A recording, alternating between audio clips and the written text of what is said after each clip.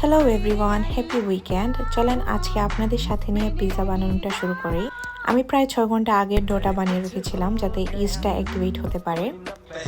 আমি এখানে super shop থেকে টমেটো কেচাপটা নিয়ে এসেছি। জাস্ট একটু আমার স্পাইস অনুযায়ী আমি এখানে মশলা অ্যাড করেছি। এরপর এখানে আমি পিৎজা ট্রেতে সুন্দর করে আমি ডোটা বসিয়ে নিই। এরপর আমি টমেটো কেচাপটা দিয়ে নিই। এখানে কোনো ইউনিক কিছুই না, আপনারা যেভাবে পিৎজা বানান আমিও সেরকম পিৎজা বানিয়েছি।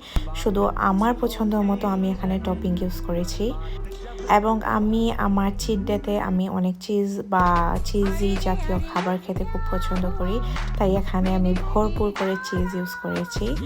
আমার পছন্দের টপিং হিসেবে আমি এখানে মাশরুম এবং রেড পেপার ইউজ করেছি। তারপর আমি 15 মিনিটসের জন্য বেক করে নিই ওভেনে। আর আমার পিৎজাটা খেতে অনেক মজা হয়েছে। কারা কারা খেতে চান সবাই চলে আসবেন আমার বাসায়। আর আজকে আমার ভিডিওটা আমি এখানেই শেষ করছি। শুভরাত্রি সবাইকে। আল্লাহ হাফেজ।